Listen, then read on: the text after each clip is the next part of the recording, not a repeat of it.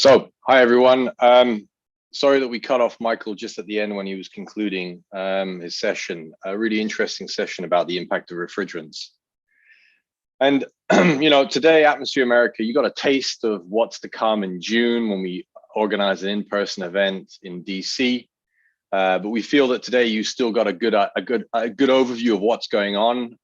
We had an interesting keynote presentation from Beth. A good overview of the market trends from our colleague Alana.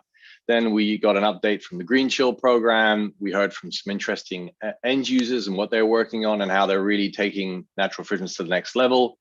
We got a good overview, federal and state level from policy. And now we just finished off with the impact of refrigerants. So in a compressed amount of time, we hope that you as participants have learned a lot. And I'm a betting man, and I would argue that you probably heard a lot of this stuff for the first time ever. So hopefully you'll hear some messages, and then that you'll take away some interesting messages from today's event. Obviously we're hoping that you'll come in person for our event in June, but I really want to summarize something here. And it goes back to my point that I made earlier. Trust. I really want that word to sink in to people. We're going to have to choose between dirty cooling and clean cooling. It's that simple.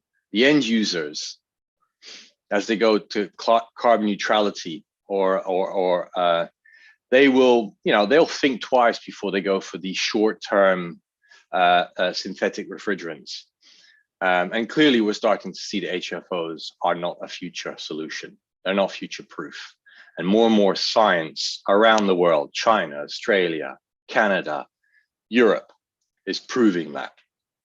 So, we're going to have to think in simple terms. Do we go the dirty way, like dirty energy versus clean energy, or do we go the clean cooling way?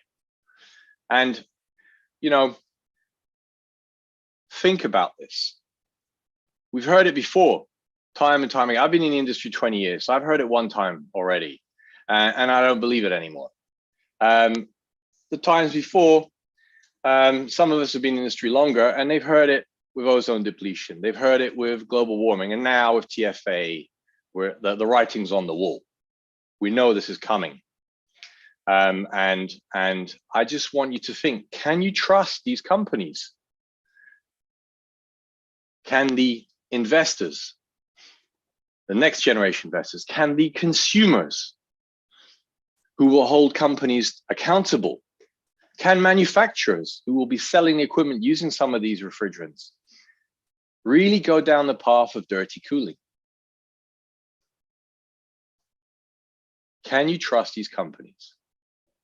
Is my point. And I want to finish off on that. Please think about what I'm saying, because it's fundamentally about trust.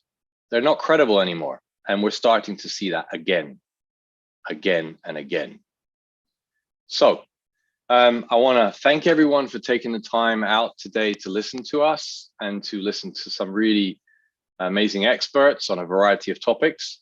Before I wave you all off goodbye, I just want to thank my team, my colleagues, Charlotte and Luhan for putting the event together, Michael for co-moderating, Alana for presenting, and some of our reporters that have been sharing the news on Atmosphere Connect and LinkedIn and so forth. So I want to thank my team for putting this together, and obviously our sponsors for helping us host this event, our 10th annual Atmosphere America, and really looking forward to meeting you all in person in DC in about 7 to 8 months from now. So thank you all. Have a great afternoon and stay safe. Bye-bye.